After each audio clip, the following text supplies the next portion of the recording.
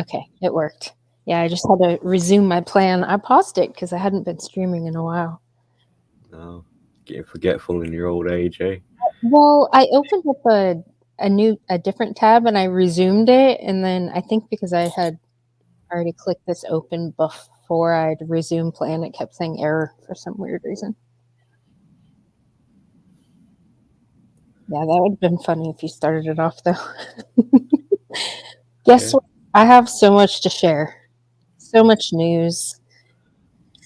I mean, I've been busy. Hello, Bandit. Good to see you.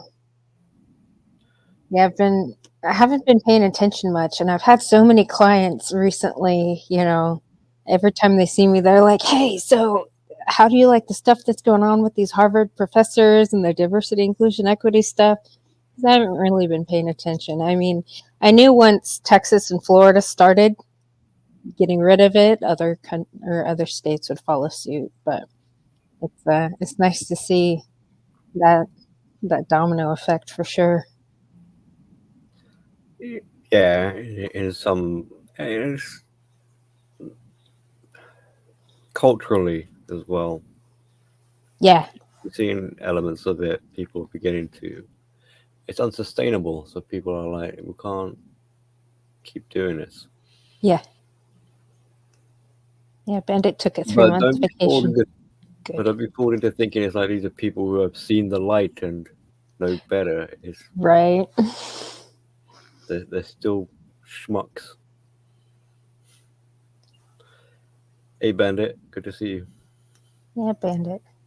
Yeah, I'll send you a link, Bandit, if you want to join. We're talking specifically DIE stuff. And actually, because let's see, you're Catholic, you might you might be good for because I'm going to bring up some old school stuff. Because one of the conversations I had here recently with one of my academic professor clients, we were talking about Jordan Peterson's biblical series and how it was cool seeing all the guys from different disciplines like discuss the writings in the Bible. And there was this one episode 16, where I was going to totally share a clip, but since they pulled it down, I don't know why, but that one bit on where Jordan Peterson totally hammered on psychology and trigger warnings and how it was so good. But I wanted to share it, but I was too late. It already got taken down. I think he privated most of that series. Hello, Smith. Good to see you. Hey, Lawrence. Lovely to see you too. Well, the first thing I want to share, just because this is exciting news, and I do like Kenny Shu. Patrick Bet David had him on for an interview that was really good. I should link it because all of it is so true, and I'm so glad he's out there fighting this stuff. Welcome back to American Agenda. Elon Musk is now wading into the argument over diversity, equity, and inclusion. Musk sending out this X post saying DEI must die. The point was to end discrimination, not replace it with different discrimination. Musk's comments come after a week of controversy at our nation's college campuses, with some saying DEI is the only reason Harvard president Claudine Gay still has a job. Yep. This after not condoning the anti-Semitic actions of her, or rather of condoning the anti-Semitic actions of her students while testifying on Capitol Hill. Joining us now to discuss is someone who has challenged Harvard University for discrimination against Asian Americans, the president of Color Us United and author of An Inconvenient Minority, Kenny Shu, and CUNY CUNY law professor Jeffrey Lax. All right, gentlemen, great to have you with us here. Kenny, I am a Harvard alumnus as well. I think what Claudine Gay is doing is ridiculous, as do many of my classmates, former and current. What do you make of the fact that Claudine Gay still has a job at the university? Do you believe that DEI is the only reason she got the job and is keeping her job? Was affirmative action the main reason why Claudine Gay got the job? Absolutely. You know, she was not a very well-respected scholar when she first came up, and judging by her congressional testimony, she doesn't deserve to be.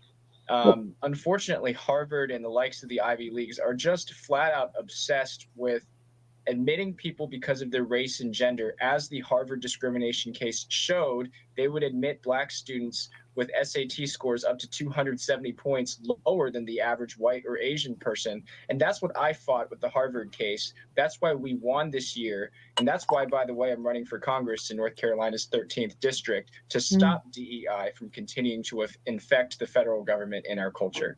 Good for you. Hey, Jeffrey, so in Oklahoma, Governor Kevin Stitt recently signed an executive order requiring all state agencies and universities to stop funding DEI programs altogether.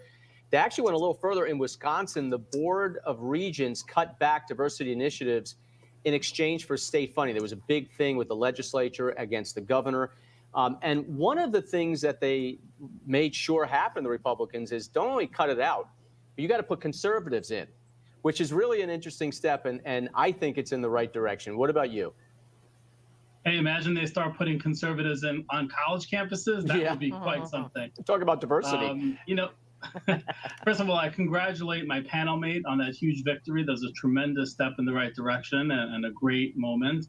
You know, the DEI effort, we all know, is the opposite of what it claims to be. It's divide, exclude, and isolate. It's to cause division between the classes. It's critical theory. It's a form of Marxism. It's really just a means to an end to Marxism. I think it's very interesting and promising what happened in Wisconsin. Of course, that would never happen in the so many supermajority Democratic states like New York and like you have in California, which is unfortunate. But I think it's a really good trend that states that have a more moderate or balanced legislature, that the Republicans push to get deals like this on the books, because I think deep down, even Democrats, at least most Democrats, understand that DEI is not really accomplishing what the American dream was. Remember, Martin Luther King said it himself, that he wished that his 4 children one day would never be judged by the color of their skin, but by the content of their character. So I think he'd be turning over in his grave to see what this has become. Kenny, we'll go from Harvard across the river to Boston. I do want to get your take on. Yeah.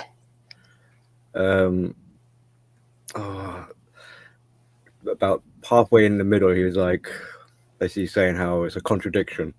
Yes. I think, like, from our perspective, we can see that, but I think fundamentally he has a misunderstanding. I think most people have a misunderstanding. It's not like these supporters are sitting there thinking, yes, we will do the opposite of what we're going to say, and ha ha ha, no one will notice and we'll get away with it. Right. It's not working quite like this. This is sort of the byproduct of this. Is like they're unaware that they're being contradictory, that they're being hypocrites. Right. In their mind, they've got their own agenda. But the way it's being played out, we perceive it as a contradiction. Yeah. I don't know. And I don't know how much of it is, like, say, them turning towards their leaders, you know, these idealistic cults. And they're like, what do the leaders say? Oh, this feminist leader says we need to do this because of this, even though the result is going to be the exact opposite. Like, they don't think about the outcome. No. I mean, I don't want to... I feel like a bit of a dick here because I could easily apply a narcissistic model to this that will explain it. But then it's like, oh, God damn it, Billy, everything is a narcissistic model to you. It's but it is. Because it's so proliferating, you know. Yeah, well, all these group identities seem to bring narcissists, especially when I look at all the group identities, I look at feminist first and foremost, because let's see, they're the majority of the population of people. It's the biggest fucking cult we have on this earth. Yeah. And those are the driving forces for a lot of this bullshit. That's why I primarily focus on them. And that's why when applying this, we need to constantly remind ourselves of factor in perspective Yeah. and valuation. Yeah. What we value is different to what they value. Like we think of like order and how things should be Einstein, and there should be some rationale and logical sense to it, and Yeah. some sort of reasoning, but that's not how they operate. Right. It doesn't have to make sense to them, and this is why they're oblivious to consequence, because consequence is being logical. They're Right. thinking about the future. They're not thinking about the future. No, they're thinking here about and now. They're Yeah. thinking of virtue. They're thinking of acceptance, pseudo acceptance. They're thinking of adoration, really. Yeah. Yeah. They're thinking of social status. They're thinking of did I already say virtue? I think I said virtue. Yeah. Yeah. They're thinking of control and how to be entitled. Yeah. So those are the real players that are influencing the behaviors that we see, but we misassign those behaviors as, oh, these people must be masterminds planning and conniving and orchestrating, and they've been Nope. down and carefully, strategically. No, they're just reacting. They're impulsive, reactive, yeah, Yeah. and they're flying by the seats of their pants, emotional, and it's like, gimme, I want it now. I don't care if I'm not entitled to it. I'll just say victimhood. There's another kind. I'll just use that. Oh, that totally ties into some other stuff I was going to share, Billy. Hold on, you're getting ahead of it. Hold on. I want to say hi to the other people in the chat. Hey, Rusty, good to see you. RJ, welcome, sir. Good to see you. JR, my favorite Mexican muscle. Good to see you, man. Outlaw, good to see you. CJ, how are you? Yeah, well, you know, it's funny. I love how there's so many people kind of, okay, so another thing that I saw that I'm going to share here, let me see. Speaking of Elon Musk, he just spoke in Italy here recently, today, I think. Call it the woke mind. Yes, it's the name you gave to that. Woke mind that virus. Woke mind illness. What's that virus? Yeah, so it's coming to Europe. I have to advise you, huh? Yes, well, this is not something you should import from America. No. Please don't import the woke mind virus. It's bad. So I mean, essentially, that to summarize maybe the woke mind virus, it consists of creating very, very divisive identity politics. So it actually amplifies woke mind virus, in my view, amplifies racism, amplifies, frankly, sexism, and all the isms. And while claiming to do the opposite, it actually divides people and makes them sort of hate each other, and it makes people hate themselves. That's another misunderstanding. And it's also anti-meritocratic. It's not like, it's not merit-based. So you want to have people succeed based on how hard they work and the talents, not who they are, whether they're man, woman, what race or gender. That stuff is all creating. It's an artificial, mental civil war that is created. And it's not, and let me tell you, it's no fun. Okay. No fun. It is like woke mind virus and fun are incompatible. There's no fun in that. No joy. Woke mind virus is. It's another misinterpretation or misunderstanding. Again, we can see what he's saying and be like, yeah, it is like a virus. It's not quite like that. Because to say it's a virus is sort of inferring that once upon a time it was a healthy mind that's been infected. It was never a healthy mind to begin with. You don't think so? You don't think constant exposure to crazy bitchery would then in turn make one infected with crazy bitchery? Yeah, if it's emotional terrorism, and you haven't been properly inoculated to fight such a thing, if you don't even know what it is and how it gets in, I think Yeah, it's very like possible that it could infect a healthy mind. it's the erosion of the critical aspect of your higher brain functions. So you're reduced down to like your amygdala, Yes. which means for that to take place, there were poor boundaries to begin with. Your mind was already susceptible. I don't know if it's poor boundaries or maybe not. But even the healthiest of people over time, yes, there is the erosion. So Yeah. we're all vulnerable in that sense. Yeah. But with the lack of self-awareness, all the more that would happen. Ideally, you would realize that, well, I'm being compromised, and then you'd start to push back. But for whatever reasons, a lot of people don't push back, and they allow themselves to be infected. Yeah. But that kind of division aspect he also mentioned is, well, that schism is because narcissism at its core is like a schism. It's that dissonance. It's that split between your lizard brain and your mammalian part, the higher brain function, even the mammalian, the monkey part or whatever. The brain splits. Mm-hmm. So the divisiveness that we see is a symptomology of what has taken place inside the mind.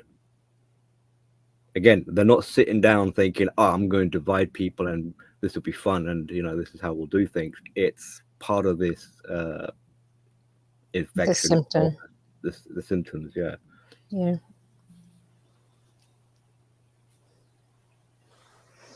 Yeah, he says something here. Nitpicky and anal about it, but I mean, for terms of like, so everyone can kind of get on board and see what's going on. Yeah, I mean, it will suffice. You want to call it an infection? Yeah, okay, I'll do. It doesn't really matter at that point. I mean, because it just kind of is determined by the environment. I mean, you put a healthy person in a super toxic environment, if they don't get pushed out of it, which if they stand their ground long enough, they will be pushed out of it, that healthy person. I mean, the only other alternative is to submit to the toxicity and start playing along. And then you become infected. Hello, Man Latopia. Hey, AP, how are you?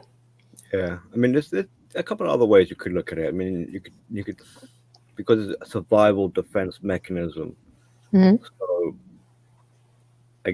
at its core, that's what this infection is symbolizing. It's people who have entered into a survival state, Right. which makes them selfish, which makes them poor judges and poor decision makers, impulsive, and the list goes on. Yeah. All right, so he's about to talk about Disney, and I was actually thinking about Disney earlier, because Disney's been one of the main proponents of a lot of this wokeness, we'll call it. But come on, you know that there is the woke virus over there. Well, yes, I right, have to say so. I don't want to answer for you. Yeah, no, you're right. If we're going to fight the woke mind virus, then the woke mind virus will fight back. And unfortunately, Disney is deeply infected with the woke mind virus. In fact, if you ask an AI, what is the most woke company on earth, it's Disney. Really?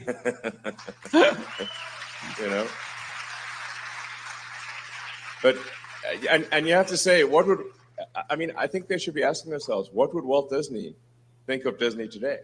I think he's turning in his grave. I think he's not happy. Sure. If the namesake of the company is not happy, that's probably a bad sign, Because Walt Disney, what did he care about? He cared about bringing joy to people's lives. He making wonderful things that children and families could enjoy. He created some of the coolest, art in the world, and stuff that even 100 years after it's created, we still remember it. and it's still a major thing. But you have to say, how great was Walt Disney? It was amazing. But now Disney, at least for now, is deeply infected with the woke mind virus. I think that will, that will change. Yeah, oh, I hope so. Yeah, right. The European Commission, they're not investing on X. You know that. I was thinking about Disney. And hello, Joe buddy. How are you? I was curious, what the company was comprised of. Because, the woke mind virus needs a host. And it's going to be universities indoctrinated group identitarians, right? That bring it along. It's going to be people who are vulnerable that can be exploited and used, leveraged. People that can be leveraged. But another reason why we should be careful calling it a virus is because that lets them that takes away their accountability. It's like if you were to hold them against the wall and say, look at what you've done, they can easily just turn around and be like, oh, well, I see. Okay, I was infected. I wasn't feeling well. Okay, I'm a victim in this. Help me. It's like, no. Right. It kind of lets them off the hook. Yeah, I know Godsod talks about it being a mind virus, though, that comes out of these universities. Yeah. Again, it's a handy way or an easy way of kind of looking at it. Like these people are just mentally effed in the head, and therefore there must be some sort of infection or virus. But that at the same time gets them off the hook of accountability, because now instead of saying to them, you need to shape up and sort it out and stop acting like a dick, now they could be like, well, you got to have some allowances for me because I'm not mentally well. Help me. Yeah. I'm here to help you. I'm here to kick you in the backside. Yeah. But I'm infected. Yeah, that's true. But it also gives them kind of an out to say, hey, you don't have to be infected. There is actually an inoculation for this. No, but it's but if they could look at you and be like, well, if you know better and you can see that I'm ill and I can't because I'm ill from my perspective, then it's your obligation to be my caretaker and look after me. So stop victimizing me and being mean to me and actually help me and give in and do what I say. Right. Kind of like a borderline sort of thing. Yeah. Where they're acting like the child. So okay, if I'm the child and you're the parent, then all right, then you be responsible for me. Yeah. And I can get away with whatever I want to and just chalk it up as mental illness. Right. Don't throw me into jail. Put me into the psych ward instead. Cedar says, did you see recently Tennessee just made paternity test mandatory at birth, and paternity fraud is now a criminal act, not just civil. That is good news. Just 49 more states to go. Yeah, that's weird how Tennessee was the first. Is that a red state or a blue state? I mean, predominantly. I mean, that's good that they did that, for sure. In France, it's the opposite. It's against the law to get a paternity test. Right. Fucking French. Maybe they got the woke mind virus too. Yeah. You don't care. I think so, And it's like, why are they importing this crazy thing from America? It's like, it's just some thing that was created basically by sort of far left crazy people in US colleges, and now it's spreading all over the world. Crazy bitches in colleges. See, Elon knows what's going on. Yeah. He knows. It's funny. I did hear, I was listening to one of Trump's rallies. I have a clip I want to share from that too. The point. Oh! Those of us here. Never mind. I had it saved at the spot where he was talking about universities and how he will be defunding. They're not going to get a single dollar. Any any government agency or university or school or anything that pushes anything like critical race theory, the gender stuff, diversity, inclusion, equity. They're over here. They're not going to get money. They're going to abolish the benefits system. What do you mean? Like welfare? Welfare, like pensions, universal credit, job seekers allowance, the list, whatever kind of benefit you could think of. They're bankrupt. Yeah. And they're giving the rich tax breaks. So they're in support of the wealthy, but they're basically taking money from the poor and giving it to the wealthy. Well, it's not taking money from the poor if the poor didn't actually have it in the first place. They're still expected to pay their taxes. But still, what they get and what they pay is a completely different number. Yeah, because those taxes are supposed to pay for infrastructure like council tax and like the upkeep of your town and city. So they're reducing services.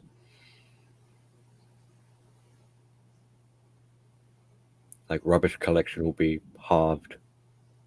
Street cleaners will be gone. Yeah. Because again, it's not sustainable. There's too much debt, Right.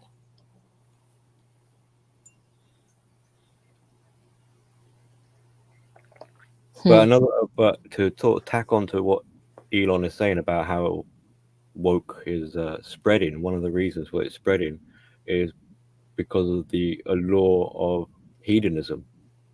It's attractive. This is why people fall for the false promise of being liberal or being free, because the spiel for woke is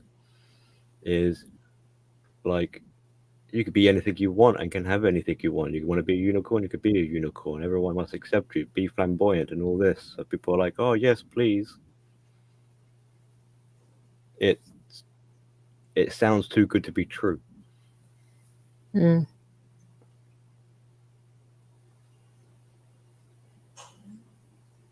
Primo. And there's kind of another funny thing. Maybe this might be a bit of a stretch, but in survival mode, people with that impulsivity, people shag more. So shag more? Shag, yeah. Do you have that? Shag, right? Have Like, sex. They do it more? Apparently so. Because it's like, I'm going to die, so I need to make sure I spread my seed as quickly and as much as possible before I die. So as a kind of desperate act of carrying over the genome, or like, apparently. Then why hasn't that increased our birth rates? Well, it's for other reasons of complications, I suppose. But the idea of doing things, of fulfilling things in desperation, that's how I'm tying that to the hedonism. So it's like, if I'm in survival mode and I'm going to die, then I'm going to die with a bang and enjoy myself. Right. Smith said Shagmore is an old English name. Yeah, the old English dictionary, and that includes not just enjoy yourself, off the rails, indulgement, take all the drugs and have parties and orgies and things, but it also includes like criminal activity or protesting or pulling off silly stunts, like radical kind of behavior. Like, I'm going to glue my forehead to the motorway. Why? Because I'm an idiot. Yes. Those glue people. I know Gray loves those people. He's like, what is wrong with these glue people? Yeah, I don't get it.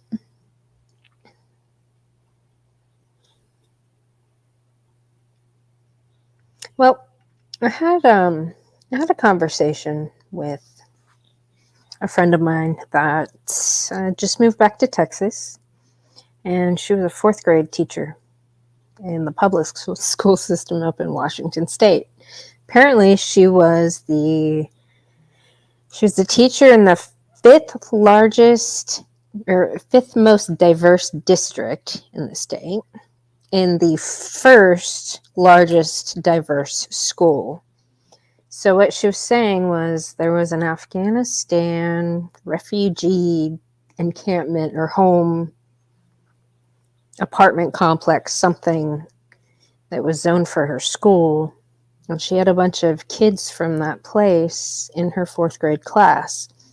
And she said some of them didn't even look like they belonged in fourth grade. And the accommodations that they would have to make for the entire class, because, you know, none of these students spoke any English. Like, they had to go over the basics. Like, this is how you say, teacher, can I use the restroom? And this is what homework is. And this is how you use a computer. Stuff like that they would have to go through in their classroom. They'd also have to take time out for prayer, you know, because these students pray X amount of times a day while they're at school. And she was talking about just how freaking chaotic it was. Yeah, sure. I thought you were going to start off with a pub joke, like 3 Afghans walk into a bar. No, it's just crazy. Like, could you imagine, like, having Meg in school and the classroom having to deal with that? Because, like, my friend, she's actually pursuing a PhD right now. And she just got done writing this 20-page paper on how these students should not be just pushed into these classrooms. There needs to be like an integration place for them to go first before and she's not, and she's like, and it's not segregation, it's a newcomers program, you know, because like the kind of behavioral problems that she had to deal with. And so I got a lesson in political correctness. Because she was saying, you know, and it was hard to tell, like, just the behaviors from some of the kids, whether they're, you know, severely traumatized from the war-torn country that they came from, you know, and how they would act out in similar fashions as, how did she put it? Children that didn't have the right support at home. That's her way of saying spoiled little fucking brats. Yeah. It's a trick. There's a few different directions we could take this. So the diversity, so you got, not only do you have ethnicity, identity, but you have disability, on top of already the vast range of capabilities of just the average normal neurotypical student. Right. You know, some are slow learners, some are fast learners, or whatever. Yeah. Trying to accommodate for all these different needs. I mean, in terms of like special needs, it's so prevalent, and you know, there's a whole. It's not just a particular special need, but there's a whole range of those special needs as well, disabilities and things. You get special schools that help, that try and deal with to accommodate those kids. My kid, when she went from nursery to primary, they said to me, well, do you want to send her to a special needs school? And I said, no, because I don't want her to be treated like that. I want her to be treated like a normal kid. Which, for the most part, I think has done her well. So she's in a normal mainstream school. But as she's getting towards the end of this one, this is our primary school. As she moves into the next school, I'm thinking at this juncture, she might need to go into a special needs school. So I look at it as a bit of a kind of case by case situation, and try and use a bit of like diligence and discernment to see what's best suited, rather than just shoving kids into the gyno system and just be like, they're in this box and category. But but currently, because she's in a mainstream school, the other students, they're young, so you can't be angry with them, but they don't understand her learning difficulties. So they quite easily will say to her things like, well, you're dumb, or you're stupid, or why is it you can't, participate, or something like that. So on one hand, it's not good for my kid in a sense that she's kind of being bullied and her self-esteem is getting chipped at lately, and she's having a rough time, especially at her age. And it must be confusing for the other children as well, because they're like, who is this sort of alien in the classroom? They're just a bit crazy and weird, and I don't fault them for that. I mean, my kid is kind of she's eccentric, and well, I mean, I look at a bubbly personality, but Right. But it's tough for grown-ups to even have to deal with children like that. But then you have peers in the classroom having to deal with it as well. Is it fair on them? Right. And that's kind of like the direction she was going with her papers. She's really like harping on how the amount of energy, time, and attention one teacher has for an entire class, and how much of it is being pushed over to the troubled students, or the students that don't, the illegal or immigrants, the refugee kids in that class, and how it takes away from the other students. Like here you have a normal fourth grader, and you're sitting there listening to your teacher try to explain to somebody who doesn't even speak English, like how to say, "Can I go to the bathroom?" Like, yeah, and then you add in like equity or equality. Yes. So it kind of throws a spanner in the whole works, because then it's like, Yes. well, and then on top of it, then you get like BLM coming along wanting to rewrite history. Right. So not only are they trying to cater, but they're actually, I don't know, like how you want to sort of phrase it, but really trip these kids up. Yeah. I mean, what are they going to be like in 10 years' time? Right. And that's kind of interesting. So, speaking with a couple of the younger kids at work, like I made this comment. One of the kids was asking me like if I was happy in the area that I was in, and do you want to like go learn the machine things? I was like, no, I'm good where I'm at. And he was like explaining how the machines are really cool, and I was like, well, you probably think that because you're a dude. Like, I feel like I'm less inclined to learn all the machinery because I'm a chick. I just like to do the little tedious things with my hands and make stuff. He's like, oh no, well, women are good at computers too. And he made some comment about, well, if it wasn't for these 3 black women, we wouldn't have ended up in space. I was like, what? He's like, yeah, we wouldn't even have computers that would have taken us to space. Apparently he was talking about some movie you watched. Yeah, that's called Hidden Figures. Yeah. I was like, it's based on factual events, but it's been dramatized and Hollywoodized. Yeah. It's been made bigger than it really seems. So there's a book, and then there's the movie, and then there's the actual documentation of what took place. It depends on which kind of angle you want to look at it.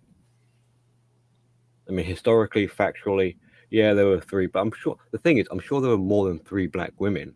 It's just these are the 3 that got recognized or pushed forward as the poster child. And I'm sure it took more than 3 people to send a fucking rocket into space. Right. Yeah. Well, and the way he was arguing it, he was like, yeah, if it wasn't for these 3 women, like, that they made the computers that put us up into space. I was like, yeah, but who taught them about computers? I'm pretty sure it wasn't other women. Like, whatever they learned about computers, I'm sure that knowledge was taken from men. Yeah, I mean, they did their job. They didn't make the computer. They just punched some numbers in, and they did their job. They they applied for the job, they got paid to do the job, they got the job description. This is what you need to do. They did it. Boom. Why do they need a biscuit for it? Why do they need to? I mean, they'll in the movie version, and I suppose in the book as well. And the way they try and teach it at school is like, yeah, but these women, they face challenges and discrimination. And it's kind of like, well, that's life. Everyone faces challenges, right? I don't think anyone has a cushy, easy-go life. Everyone has difficulties. Oh, they face discrimination. It's like, welcome to the club. Yeah. I'm not claiming any credit for sending a rocket into space. So, well, I could say, oh, discrimination, and never let me do it. Right. And despite the discrimination, despite the challenges, they bloody well did it, didn't they? Yeah. So they kind of become outliers. Is it not really outliers, but they kind of disprove. It's like there must not have been that much discrimination and that much challenges, otherwise you wouldn't have done it. Right. Nobody stopped you. Right.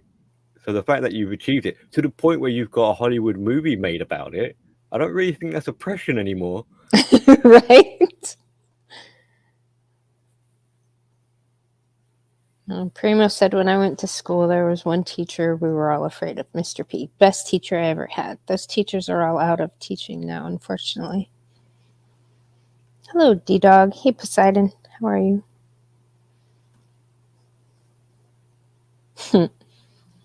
And when they say they made the computers, what he's referring to is the original term for computer was a job title. So women were the switchboard operators, plugging cables from one socket to another, like redirecting calls and information. And their job title was computer. What do you do for your living? Well, I'm a computer. I am the computer. That's where it came from. So the very first computer was not a machine. It was actually a person controlling a switchboard. The human computer. Speaking of human computers, so and you see that slight little twist turns a job title into, oh, these people invented the computer. Yeah. That's what this young man thought. That if it wasn't for these three women inventing this computer, we wouldn't have made it into space. If you want to That's really what he got out of it. The actual machinery of computers come from, you want to be looking at transistors, the components, the on-off binary. Yeah. And no, I'm not talking about genders. Oh, dude, we have a they them at work. Oh yeah. Which is weird because I swept her area one night and she thanked me the next day. And she was like, oh, you're such a breath of fresh air. We need more women around here. And I was like, yeah, we definitely need more women that know how to clean around here. Because her fucking whole station was a mess. And she works in receiving. And there was a box that was literally right at her feet level under her desk that you could see through because her desk is made out of wires. There's a box sitting there. And she was like, where did you find that box? I was like, it was right there. And she was looking at me like I had two heads. She was like, where? Yeah. A bird nest. It was, she was like, oh, we've been looking for this. This was supposed to come in 3 months ago. It was some pieces to a machine that they needed, that machine was down. And they had to reorder more. And it was just fucking sitting there.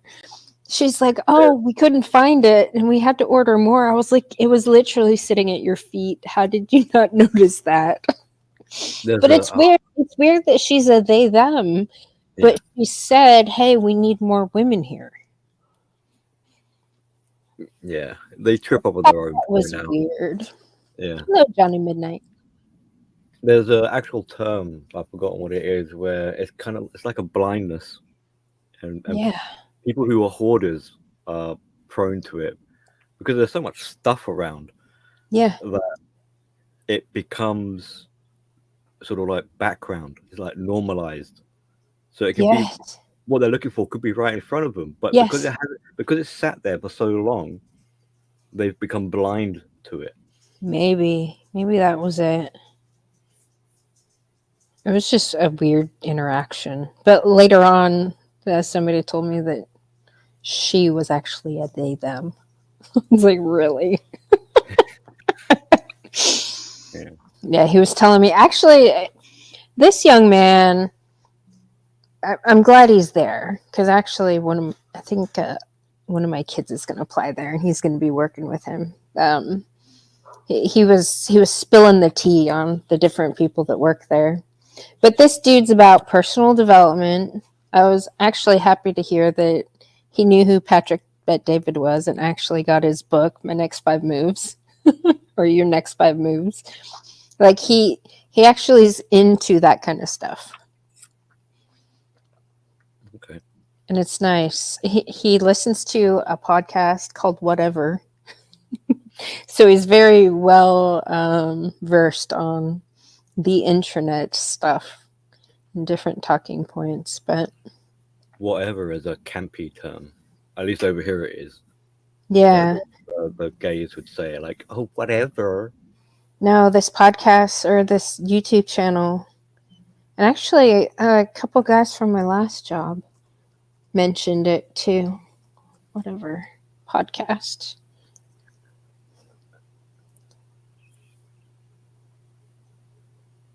Yeah, it's a bigger one. Oh, Dating Talk. Talk to the hand. Yeah, that's what I relate it to. Okay. Basically say it's a dismissive term.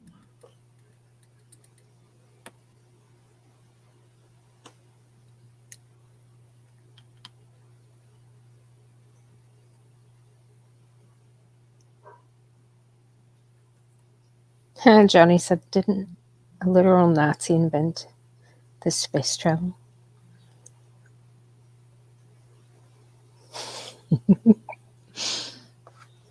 Yeah, it was funny. I was listening to some, because one of my clients I was talking to, a university professor, we were talking about Jordan Peterson's biblical series.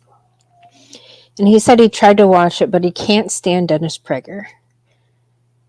And I was like, he's actually not that bad. I mean, I do understand he can seem a bit pompous sometimes, but there's a lot of times during that series that, you know, he complimented other people, especially Jordan Peterson. He's like, you know, after you mentioning Nietzsche, I've kind of changed my outlook on him. And like, I saw him be humble a couple times. But he brought up an old, like, debate that he had with Christopher Hitchens. And we were talking about how if Christopher Hitchens was still alive, like, would he be railing against certain things? And I think he totally would not be happy about this diversity, inclusion, equity stuff.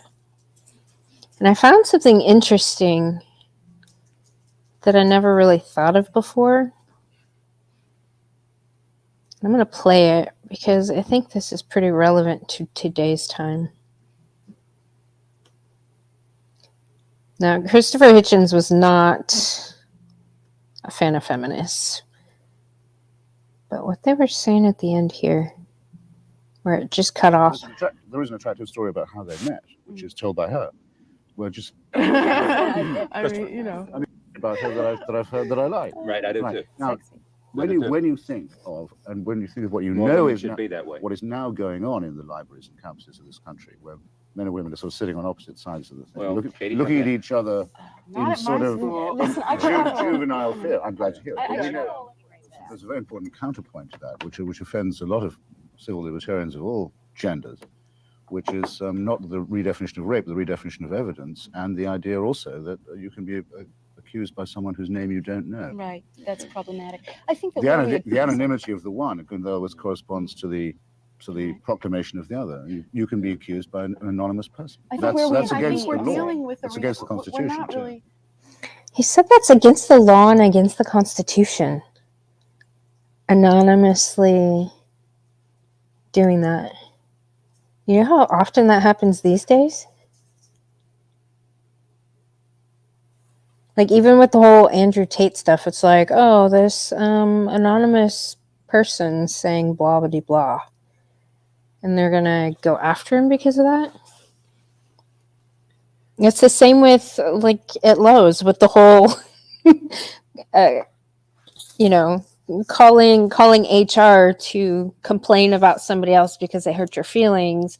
You could do that anonymously and get the other fucking person fired. And because the fear of retaliation is why they keep it anonymous. Why would somebody retaliate unless it wasn't true? Like, really? Well, there's a whole bunch of reasons why someone might retaliate. The way they look at laws they're like guidelines. We get this in the over here with the highway code. So you got a book on how you're supposed to drive on the streets, right? Right. Obviously drive on the streets, but I mean, or drive on the roads, not really on the streets. That would be called running people down.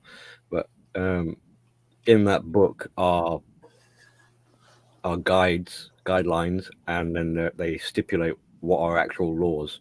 But a lot of drivers don't really factor this in. So there's always confusion. Is like when you're reading a road sign, is that road sign giving me a suggestion, or is it actually telling me what I need to, by law, adhere to? Right.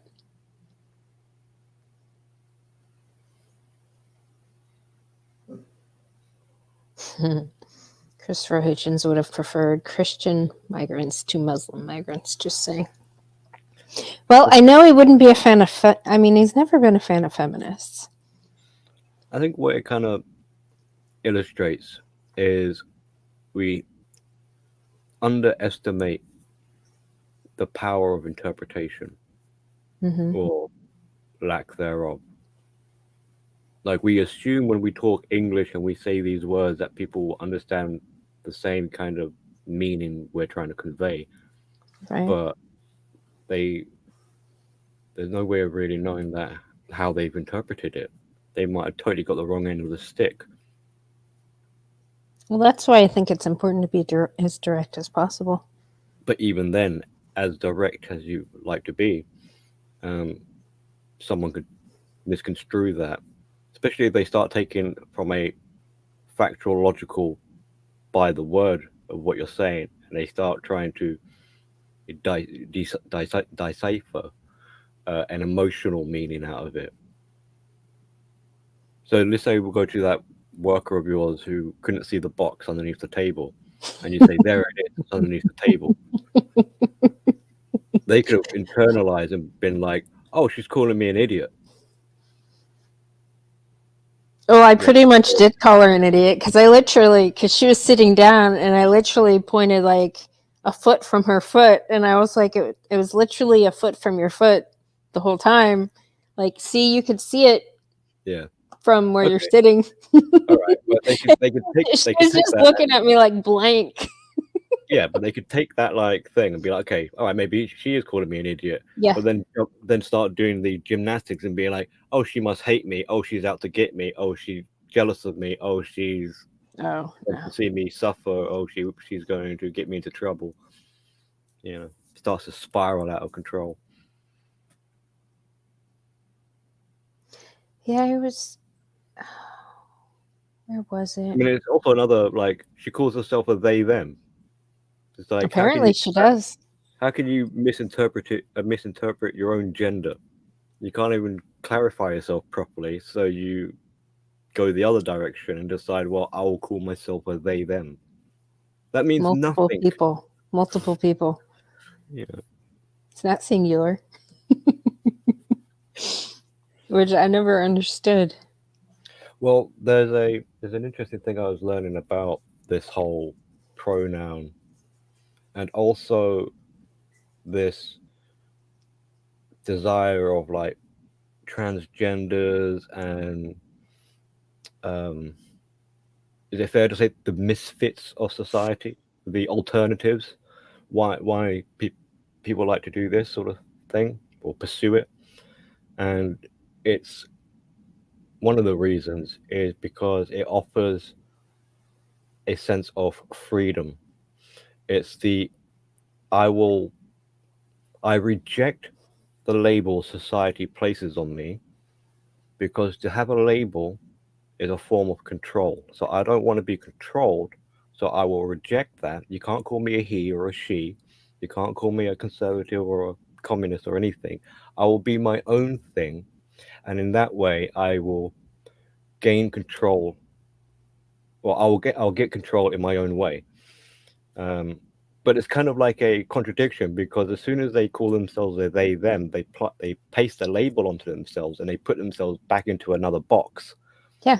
It's just they feel more comfortable that it's a box of their choosing instead of a box that's been imposed on them. But that's the kind of gist of the idea. It's the idea of rejecting a label so that you don't have, so that you're not feeling controlled, and you get freedom. It's like they believe they get their own identity this way, but it's not really an identity because it has no framework. It's the identity of not having an identity. I am the unidentifiable. It's like, well, that's kind of like an identity. It's like, well, that's why I call they and them. You might as well call yourself the question mark. Right. And I think confusion is what they want to inspire in other people. That's Like I don't think they're so much confused about themselves really. They just want to confuse others. I think, yeah, I suppose, yeah. I think it's just a fucking form of emotional terrorism, is what I think. It's kind of like a projection as well. It's like they're probably subconsciously aware that they're confused, but it's uncomfortable and they don't want to admit it, so there's denial. So they offload that and be like, well, instead of me being confused, I'll say that everyone else is confused. And if successful, when everyone else starts being confused, then feedback, and they feel that individual feels self-assured.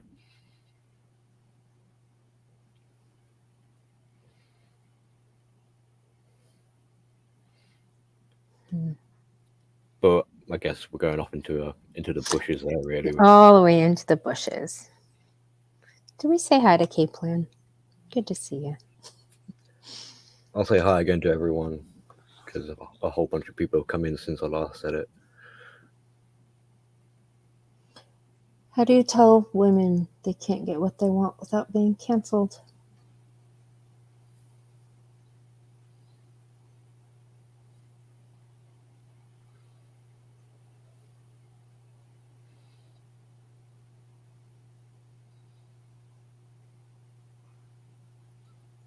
I don't know. I don't really We're understand all the out of ice question. cream.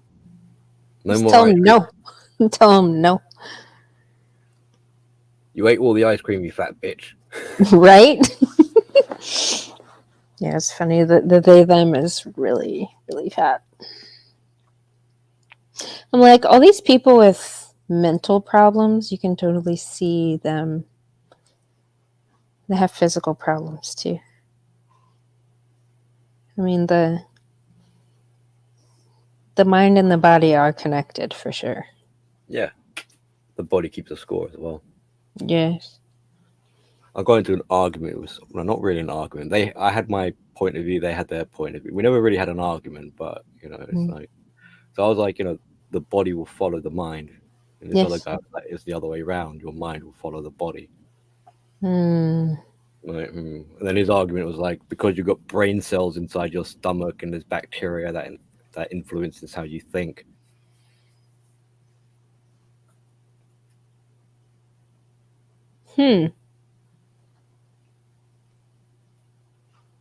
So maybe the mind virus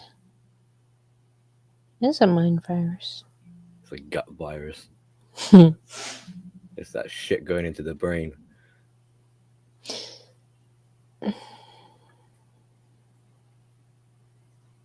Yeah.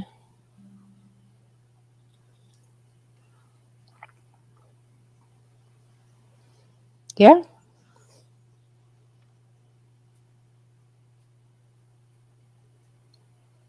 Well, there's one chick at work that I've actually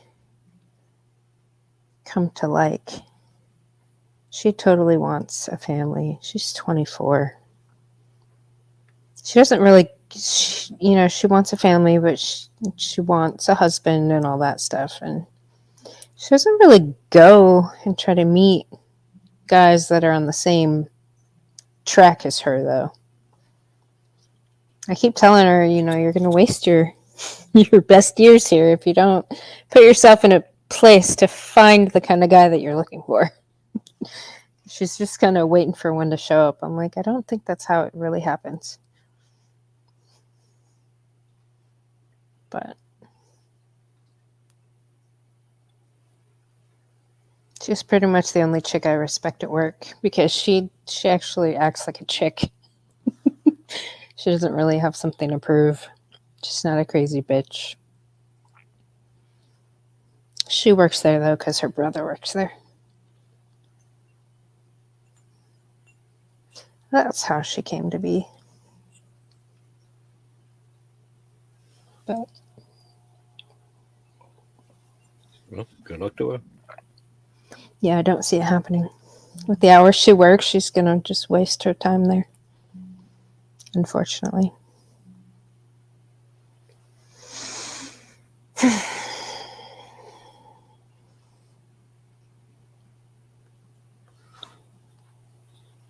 Well, there was another clip I wanted to play where Hitchens was talking about colleges and the infantilization, and it totally ties into narcissism because he's talking about it.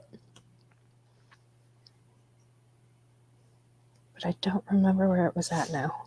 Let me find it. A beef against another student of any kind. It was considered. I 1990 perfectly well. I know even Mary Wollstonecraft. Good. Yes. Yes. Yes. Listen to this. This I thought was funny. It seems to me, I'm not trying to be gallant, believe me.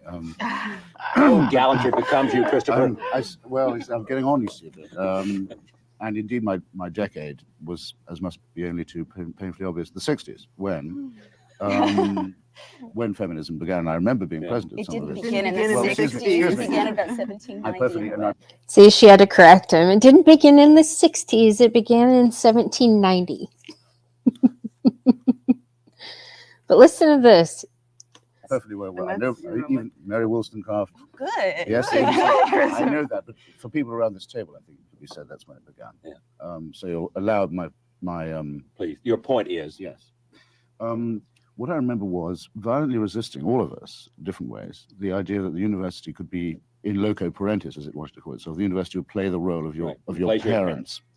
And if you had a beef against another student of any kind, it was considered kind of babyish to want to go to the dean the entire time and complain about your feelings.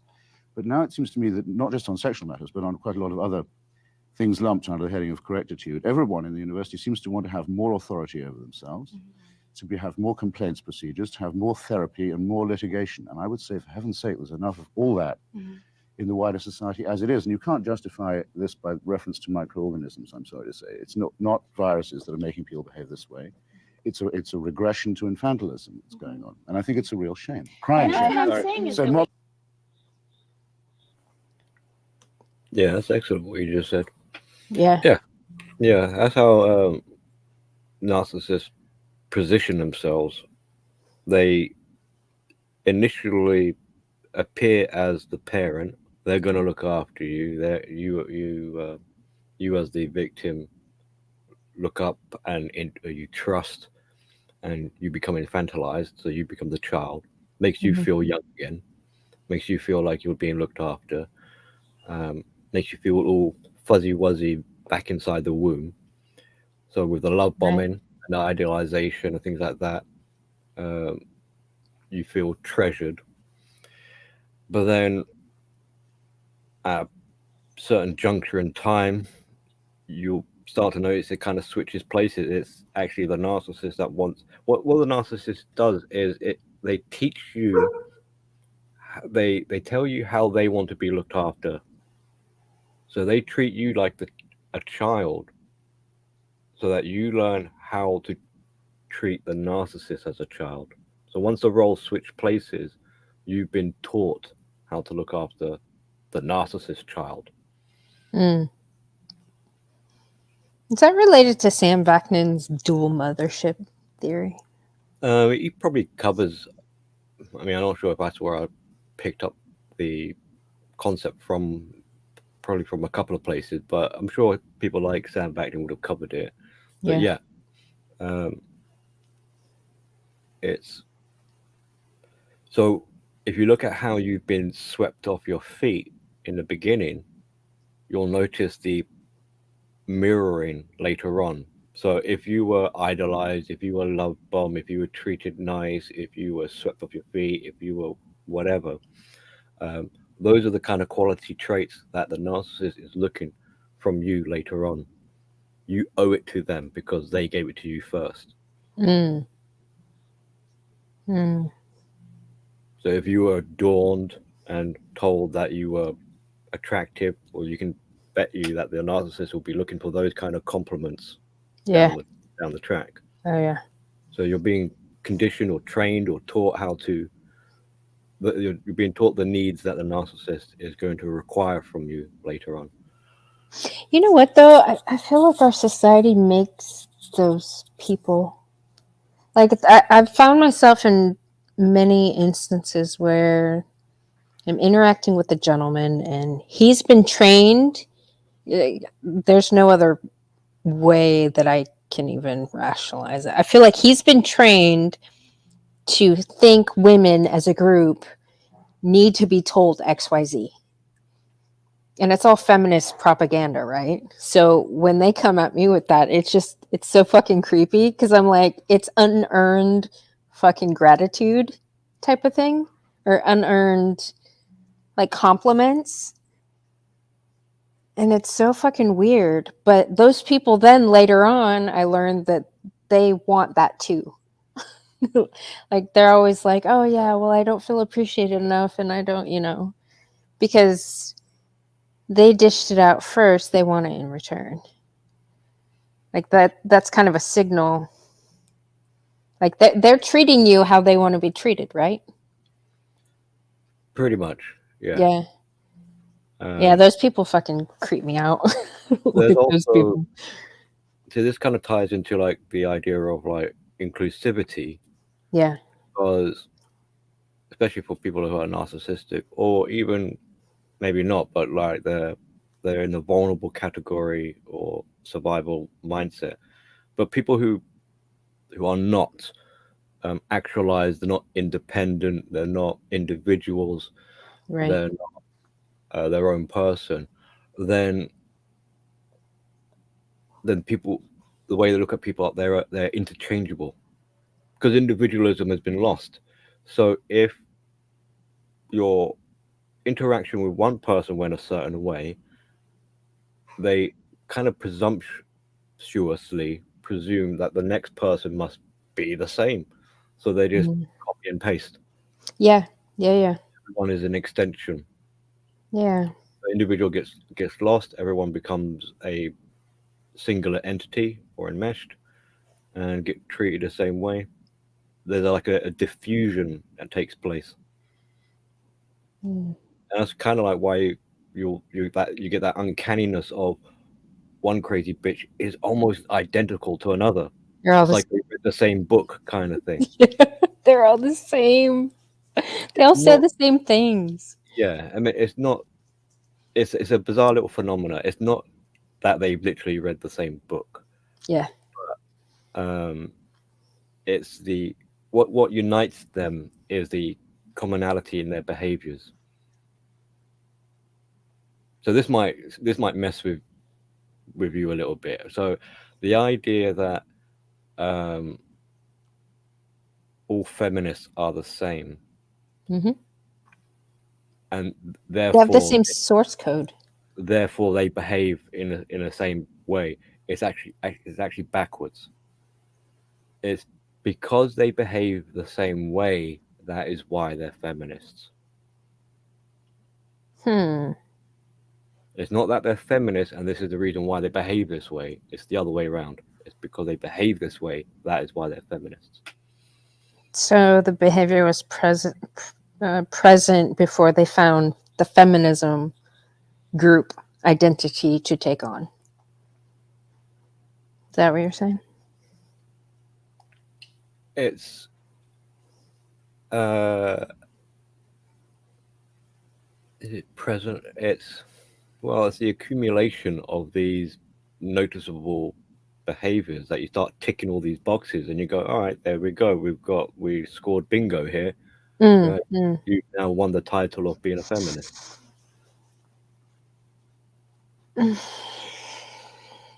That's the same, that little kind of backwards golden rule I just said here. It's the same thing for us. It's what unites the narcissist. It's not that they're all narcissists and this is why they all behave this way. Right. They all behave in the similar fashion. And this is what we call those types of people narcissists. Right. Yeah, that's no different because, like, Kush, for instance, he joined the MGTOW space. Like, he even said it many times, like, oh, I was a MGTOW before I even knew what it was. Like, I had XYZ behavior, and this is how I conducted my life. And later on, I found out that this was a MGTOW thing. So, I identify with MGTOW. That's it. Yeah. Yeah. Same thing. Yeah. And in many walks of life, Yeah. You like going into nature. You like looking at the animals. You like looking at the bees. You like looking at the flowers. Oh, yeah. You're ticking all the boxes for a naturist or something. Right. Like that. Right. Or a hippie. You're a hippie. Yeah. Why are you calling me a hippie? Oh, because you tick all these boxes. So you're saying, so if the feminists, it puts more emphasis on their behavior rather than their label. But I feel like their label reinforces that behavior. Like, they have to take on that label to reinforce their behavior. Like, yeah, but they're not going to get the score points until they actually exhibit those behaviors. Like, you can call yourself, I don't know, an astronaut all you want, but until you actually tick all the boxes of like being a scientist, an engineer, going to NASA school, learning about space, right? I ain't gonna call you an actual astronaut or something like that, right? So a girl can call herself a feminist all she wants, but if she's not actually behaving like a feminist, it's kind of, all right, look at alphas and sigmas and all these other kind of, uber male macho masculinity titles. It's like, that's what you're aspiring to be, but are you actually displaying any of these character traits?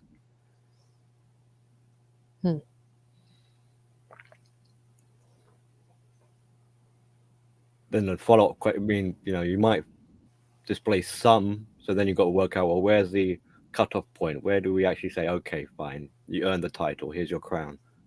Right. But another easy way, like, look at the narcissist diagnosis. 9 distinct traits they look for. You need about 5 of them to get a diagnosis. Right. Right. And don't they have to be present, like, in all contexts? Like, because some people could have narcissistic traits, but if it's not the same, because a lot of people would think I have narcissistic traits while I deal with crazy bitches, because I'm like very much like, no, stop, blah blah blah, and I'm very much about either getting rid of them or dominating them. Yeah, having one day. But with normal people, different, because I actually respect those people. So those 5 traits have to be consistent with all the people, right? You deal with. In order to be a diagnosable NP and have narcissistic personality disorder. Well, what you're kind of describing a little bit. It depends. Context is important with what you're saying here. Yeah. You could go off into a psychopath direction if you wanted to with this, but yeah, I'm trying to keep it with a narcissist for the moment. just because you behave nicely to some other people doesn't mean that. Wait, let me rewind it further. Because I'm very discriminatory towards fucking crazy bitches. So like I do not give them any niceness whatsoever. Yeah, but narcissists could be nice. But let me rewind it back so to add the context. Billy, keep talking. I need to run real quick, but keep talking. I can still hear. So yes, you're correct that narcissism, for a diagnosis, for someone to be considered a narcissist, it needs to be pervasive. It needs to be in every second and fiber of their daily lives and body. So it's forever present. If you were to have a day where you were being a bit of an arsehole, being highly narcissistic, that one day doesn't qualify you as a narcissist. So we can all have our narcissistic days. We can all be jerks from time to time. That doesn't qualify you for a narcissist. You would need this background hum continually throughout your life as part of your personality disorder or your character of being for it to qualify.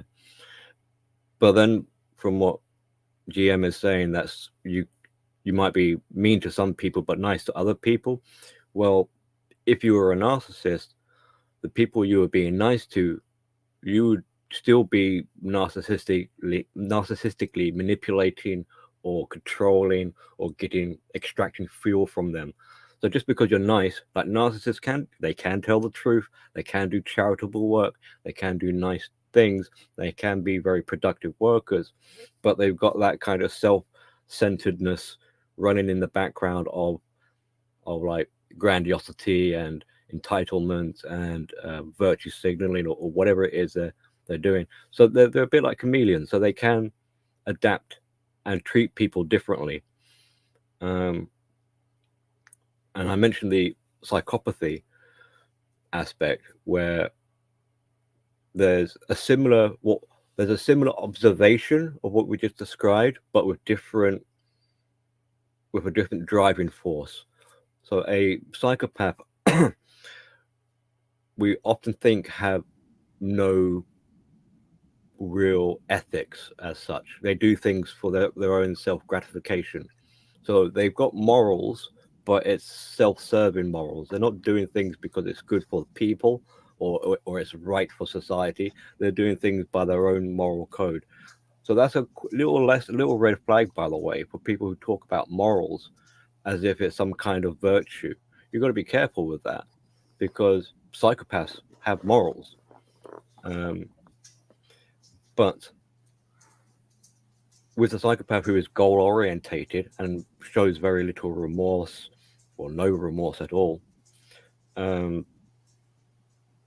they can show favoritism. Is it nepotism? There's a word for it. I've forgotten what it is. I think it's nepotism, something like that. Nepotism. But it's like showing preference to family and friends.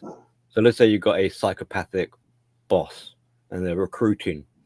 Instead of employing a Mr. Somebody who has credentials, they'll give the job to their friend, or they'll give the job to their spouse or relative or something like that, because of that closeness.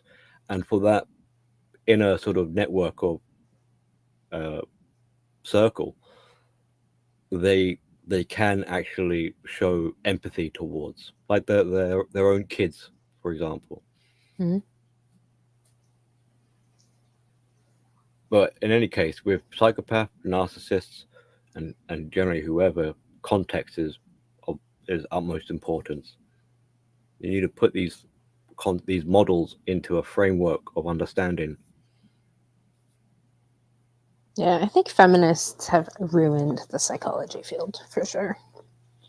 Because a lot of good character traits, like, people having good boundaries, telling crazy bitches no when they don't deserve something, they've labeled those people as narcissists.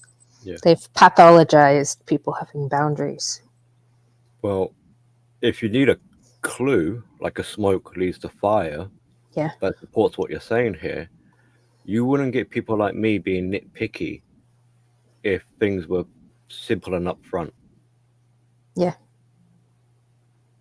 For me to be here and talk the way I do, and my channel and deep dives and things like that, is a consequence or byproduct of this tangled mess that has been created. They spoke you into existence. In a way. Yeah, they So spoke me also, into in a existence. way, this is going to suck for me to say, but I kind of owe them a thanks. If it wasn't for their craziness, I would be out of a job. Right. Yeah. I've just been uninterested in internet stuff as of late. I've been hyper interested in contending with my technological retardation. Oh, yeah. Yeah, that's been more fun. So you finally figured out how to use the microwave then? Yes. Yes. No, there's some things at work that I'm starting to like more, only because I can see an artistic. I guess the way I look at it maybe is different, because there's this machine that makes stuff, and it's an injection molder, and it just makes this simple thing. And there's so many damn buttons and so many different settings you have to like tweak. Depending on the material you're using, like different barrel temperatures and back pressures and all kinds of different stuff. But I think I was a little apprehensive about it, because I'm like, I don't like pushing buttons. I don't really like computers. Like, I'm the worst when it comes to my phone. Like, just technology stuff. I like to make stuff. I'm very hands-on. I like to make stuff with my hands. So pushing a button and changing a number to change the outcome is a foreign concept to me. But I'm starting to get, because I guess I'm looking at the end product more and learning how all these different things affect it. You would hate 3D printing then. Yeah, probably. Because there's a lot of variables with that. More than an injection molder. Yeah. It's a kind of a nuisance. Really? Yeah. I was telling you about the one that we have at work. Is it the temperature? Is it the print head? Is it the speed at which it's being fed out? Is Right. it the time of day? Is it because I'm in a bad mood? Is it because the bed isn't level? Is it because, is the machine got a few loose screws? Is it because of the belt tension? Is it the stepper motors? Is it the power output? Right. There's so many variables, and then you go, right, okay, I'll tweak the temperature a little bit, and then you get a new result, and you go, oh, that's fucked up. Okay. Yeah. I'll try the other way then. I'll try reducing the temperature. Oh, that's fucked up. Is it that? Okay, maybe it's the temperature and a bit of speed. Or maybe it's the temperature, a bit of speed, and a bit of Z-axis. Maybe it's a bit of this and a bit of that and a bit of this. And the amount of combinations of trial and error and experimenting. It's just a headache. Yeah, I don't like it. Like, I reached my point, Manlotopia, a little smarter. GM is a strong independent injection molder operator. I'm actually not. Like, if I can't get it within like 5 minutes, I'm calling my supervisor. I'm like, hey, dude, I need help. Because I don't get it. Right. But there's like 2 other things that I really like doing there. Like, one thing, it's a brand new thing that we're doing, and it's very involved. There's a lot of I guess artistic skill that goes into it, in developing the standard for that, so other people can learn how to do it. That's why my conversation with my friend was so important, because I'm supposed to make these like educational or instructional videos on how to do this process of this thing. And it's like I keep being told, think of the lowest common denominator of the worker. Like and they always name two people who are fucking stupid and mess everything up. They're like, try to make it for them so they understand it.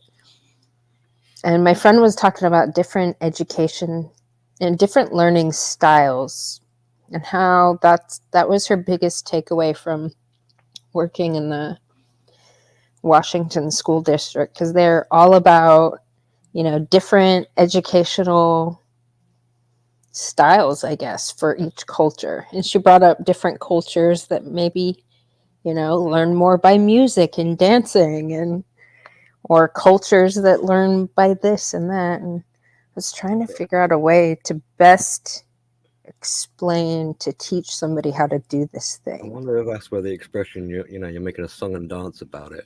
Maybe. So you need to be jiving when you're like using your machines. Well, this other thing, it doesn't really have anything to do with the machine. I mean, you put it in the oven to cook for an hour, but just for a curing process. You take it out of the oven and you start singing, "Run, run as fast as you can. You can't catch me, I'm the gingerbread man." No, that would not be helpful, I don't think. But it's like the two people that they named are so distracted. Like they're always at work. They're literally watching sports or anime on their phone while they're working. Like these are hyper attention deficit people. Like I have to make this so they can learn it for deeper learning, so they'll remember the steps. It's just weird.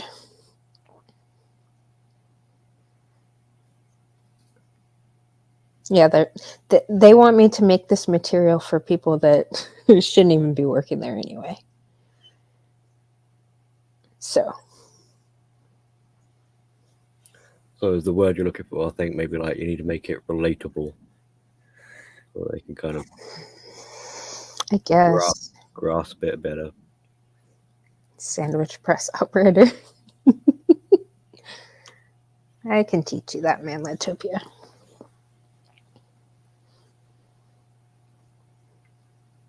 Yeah, it's just interesting.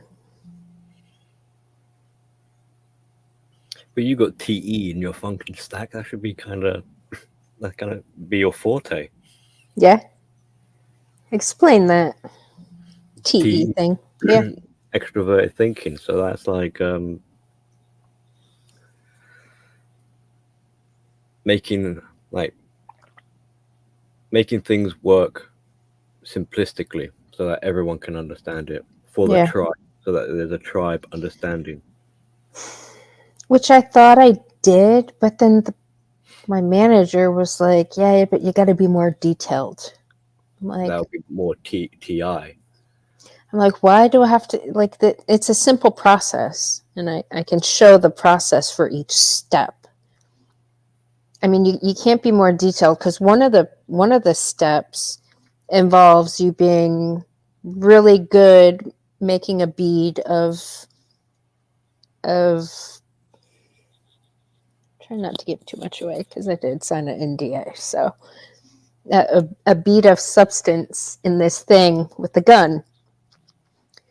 So one of the big worries that one of the engineers had was they wanted to buy a robot to apply this bead of substance to these things, because he was worried that other people wouldn't be able to do the right amount. Like it would be too much or too little, or All right, so like there's an artisticness to it too.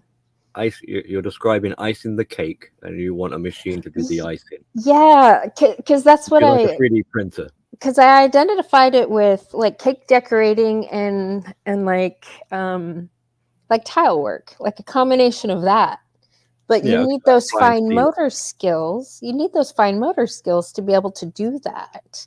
I mean, you can learn it, but you have to practice and practice and practice. Like, I also had a friend that just opened up a med spa, and she was telling me how one of her nurses went to go do this injection class. And one of the doctors, chimed in on one of this training things she was doing. And these people are giving injections into people's faces, right? Yeah. And this model for this, like one half of her face was totally like beat up because she had a man injecting that, even though he's a doctor, his whole history of his doctor practice, his nurses have always done injections. And this dude like throws around kettlebells all damn day. So he isn't going to have the fine touches of a nurse that is used to doing injections. So the outcome was completely different. Now, can he learn how to be not so heavy-handed? Yes. But that's going to take some practice. Yeah. Machines make it a bit more easier and consistent. Yeah.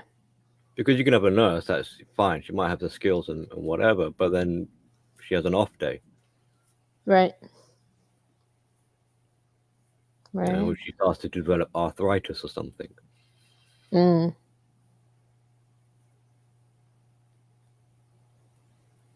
Yeah.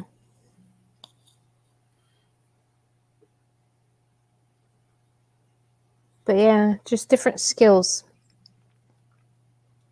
Like, I think I'm really good at it because I've done repetitively for years other things that are like what I'm doing now. But somebody that's never done anything like that, they will have to learn that all from scratch. And I'm trying to think how to teach from scratch how to do that. Because it's like a pressure and speed and finesse that a lot of clumsy men with sausage fingers aren't going to be able to handle very well without practice.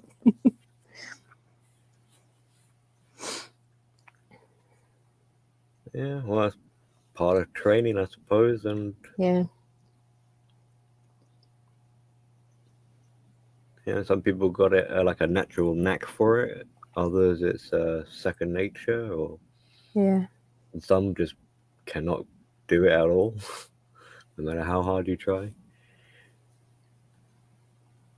Johnny said, when I did prototyping, we used hand injected molds. Mix between machine and finesse. Hands and injected hands, you monster.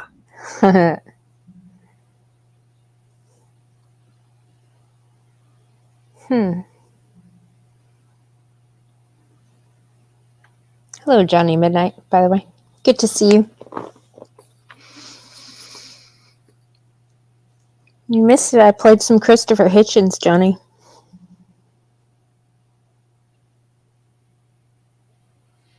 You know what? If this is I don't know if it's like a caveat. I mean, yes, there is a consistency and mass production of machinery.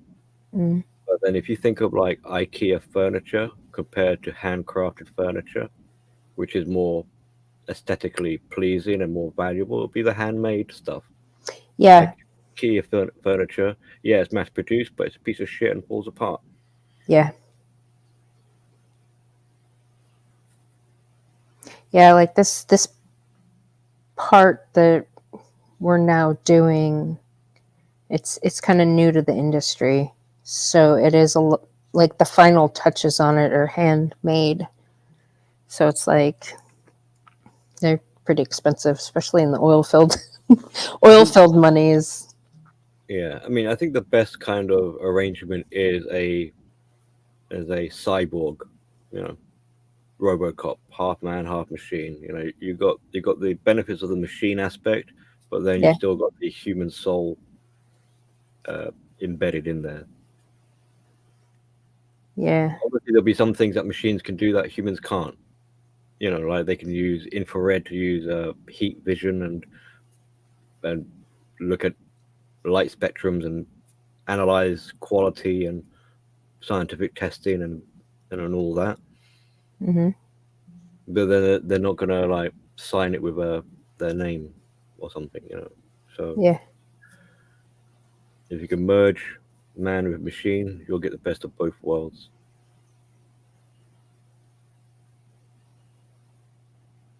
Yeah. I don't know. I've been thinking about the injection molder because I try to look up like this specific kind, if there's like YouTube videos about this, like in specific 300-ton unit, and I couldn't find anything. I found like the baby brother to this machine, but just the injection molding industry. I mean, patio furniture, pallets. I saw one cool one where they just made these forks, and like pretty much anything plastic is injection molded. And I know like at work we make our own molds, and we make our own molds for stuff. This unit is pretty versatile. You could pretty much hook up any mold to it. But I was also like thinking about other things that could be injection molded. Yeah, everything. Yeah. It comes down to the tooling. Making the mold. If you don't have the mold, you can't inject it. You can't produce.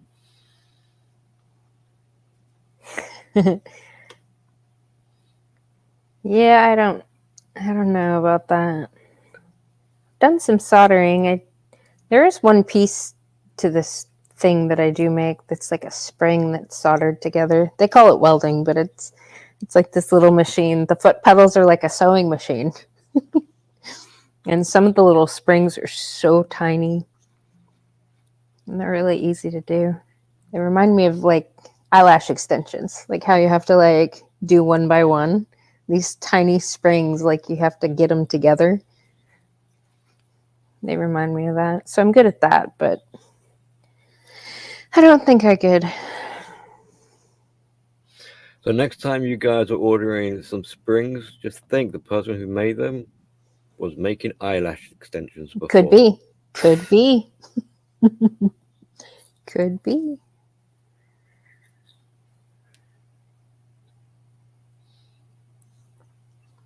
Yeah, I actually really enjoyed doing them. It was funny when I decided to start working from home, I stopped doing them because I remember thinking I don't really like the people that get them. Unfortunately, like not my normal clients would get them. They would be completely different. And I stopped offering that service because I didn't want those crazy bitches at my house. You're freaking out your clients by like getting into their face with a spot welder. Hold still, this won't hurt a bit. Right. I'm a nurse. No.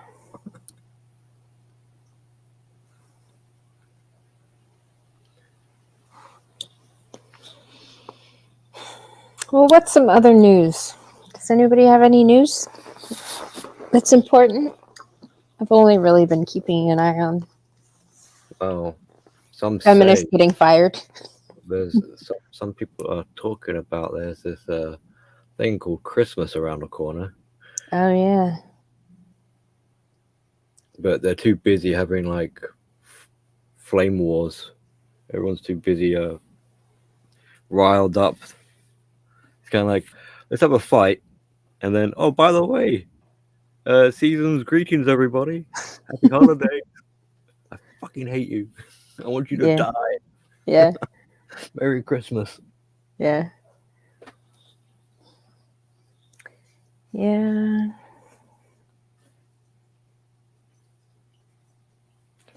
I don't know who Destiny is. He's somebody chronic debated, right? Does he have blue hair? Yes, JR, I did know. Yeah. Probably the sweetest man I've come across on the internet. One that actually loved you guys, all of you. You know, the whole brotherly love.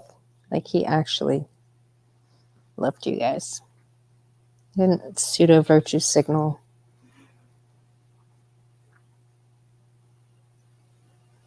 Ah, Saint Franco. I like that. Yeah. No, he will be missed for sure. He didn't like people fighting. Probably more than I do. So.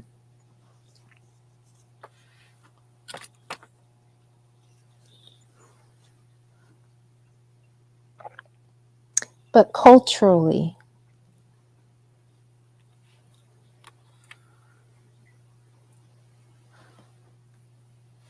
yeah, it's true. That man had more love and respect than any other man on the internet, for sure.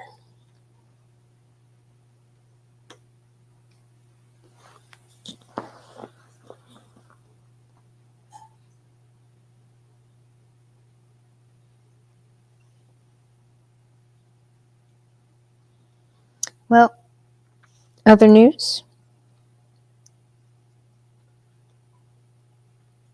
Says diversity, inclusion, equity policies dying. It's lovely to see.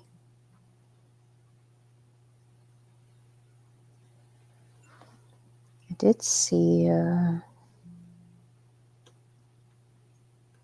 another state.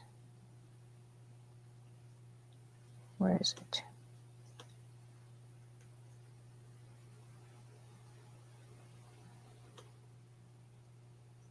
Nope.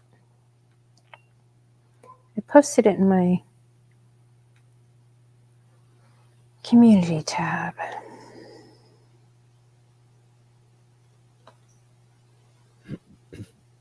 Oklahoma Governor Kevin Stitt bans DEI from state agencies and universities.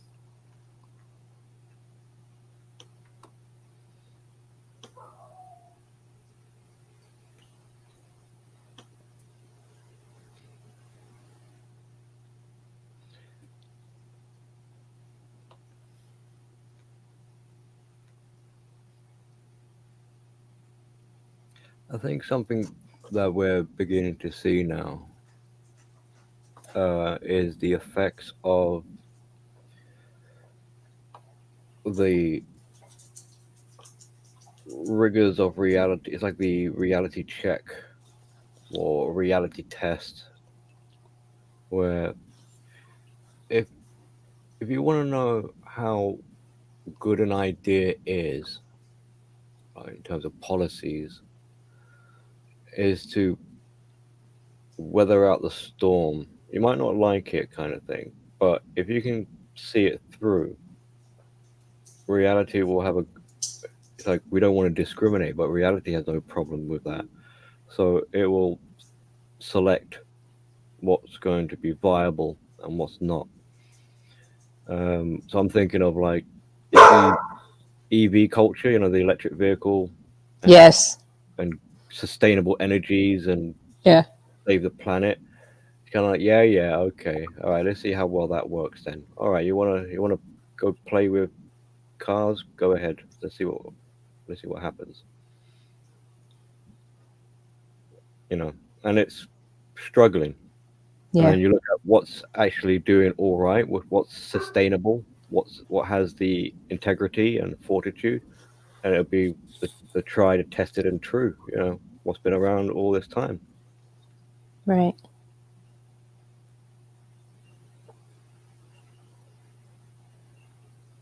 Yeah. And in a way, that's kind of like how morals and like good morals, you know, and socially accepted culture and things like that. Kind of like traditionally how it took place. People had all sorts of wacky ideas, and it gets filtered down until there's like cohesion, and what stays is what is agreed upon and has worked time and time again. Then it becomes the norm, and then we call it tradition. Right.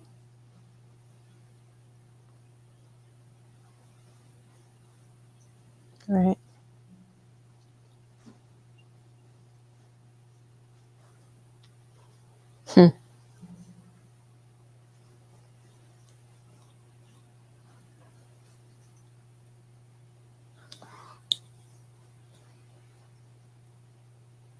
Yeah, it's the same way of looking at people's like personalities. You know, you're looking for this kind of consistent behavior to give you an idea of what that person is like. You can't just take a few isolated incidents and be like, oh yeah, I know who they are.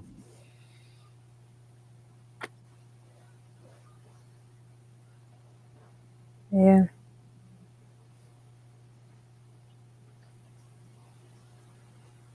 Yeah, because under the right pressures, you can pretty much get people to react a certain way. That's why crazy bitchery is so fucking infectious, man. The emotional terrorism. It's like going back to the intergenerational trauma. It's the same idea. It's like this crazy bitch infects this crazy bitch by emotionally terrorizing them. That crazy bitch, now that they're infected, take on said traits and then go around emotionally terrorizing other people. Like, yeah. It's not so much that they take on these traits. It's more that it's what happens when it's these what comes traits, out of them when those buttons are pushed. That's right. So that's what I said before. It's like it's not quite like an infection. It was already there. It's been brought out of them. Right. Oh, epigenetic wise, under the right environment, those genes So will express. Yeah. So I could, like, for the record, I used to sort of say narcissistic fleas, as if you pick up these fleas from the narcissist. Now that's quite. I should really correct myself because that's a sort of wrong way of looking at it. It's not so much that you're picking up fleas, you're emulating and copying it. It's more that these. It's almost like saying like these fleas are already present. They've been brought out of you. Mm. I mean, it makes sense from an epigenetic point of view. So the age-old question is like, what makes someone a narcissist? Is sometimes asked, or often asked. How does someone become a narcissist? It's like you start off as narcissists. We all have that. It's what stops you from being a narcissist is the real question. Responsibility. Why, things like that. Yes. Why Yeah. is it you're not? Why is it you're not a crazy bitch like the rest of them? Yeah. What is stopping you from being a crazy bitch? And then if I take that away, if I take those restraints away, then then the crazy bitch inside you is unleashed. Yeah. And we all might like to think we don't have that in us, but we are all capable of evil. Oh, yes. We're all capable of great evil. So the question is, well, why is it you're not evil then? And then there you go. Yeah, because crazy bitchery is a choice, right? There could be a range of reasons: desperation, choice, fear, opportunity, some sort of game. I was going to say because like you keep getting away with it. Yeah, that's why I blame society as a whole, like the sane people that just acquiesce to the crazy bitchery. They just let them get away with this shit.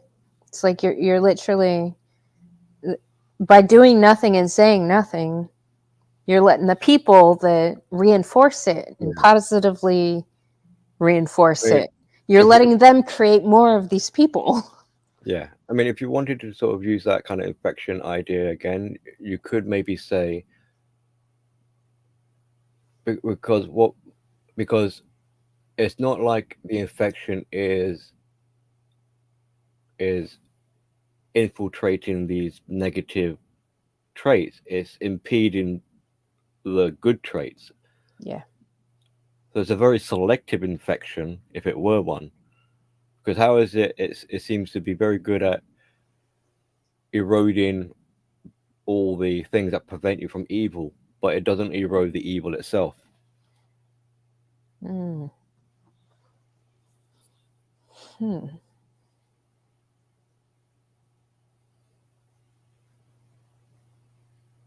And why is it you don't get an infection that only targets the evil side and then leaves someone saintly?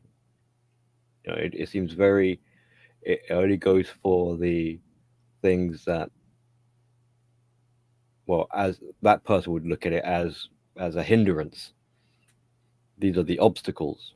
Right. Because the person who's mentally ill doesn't see themselves as ill; they see themselves as the cure. They love their narcissism. It solves all their problems. Right, but does it Then- really? Well, yeah, kind of. They don't really get a say in the matter. The narcissism sort of just takes over, and you know. But from their point of view, they're not the ones with the problem. The only reason why they've got problems is because you're the problem. Because Right, you're not- exactly. Right. It's because you're telling them no. You're Right. not giving them what they want. Right, but they don't see themselves as like deficient or unreasonable. I mean, they might sort of be like, okay, yeah, I'm being unreasonable, but I'm entitled. I'm allowed to be unreasonable. You know. Right. Well, they're allowed to because they keep getting away with it. People keep allowing them to. Yeah. But they'd be like, and so they should. Why are you being such a party pooper? You're jealous of me and all this sort of stuff. You're whatever. Is it jealousy or is it disgust? Or you're threatened by my greatness. You know. Right. You want me to suffer because you're a miserable cunt and don't like anyone else to be happy. You're right.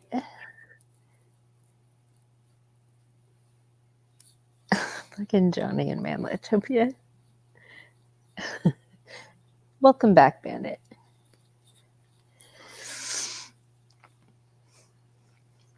Well, that's pretty much all I wanted to share. I don't really have very much news. Well, you could always save it for another stream at another time. Yeah.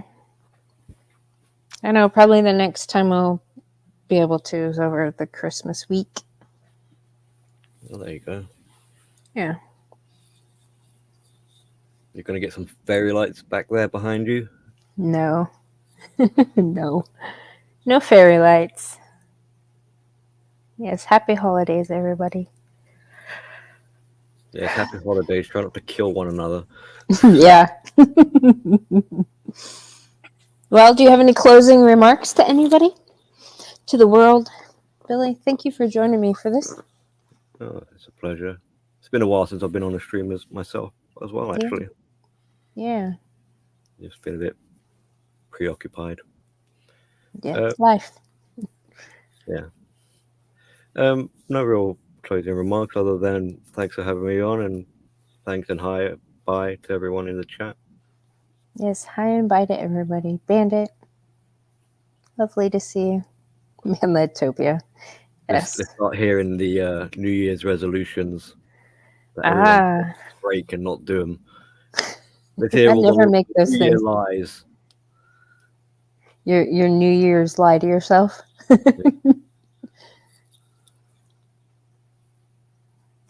Yeah. All right, I'm going to end this. Thanks again, Billy. Okie dokie. Bye, everybody. Good night, all.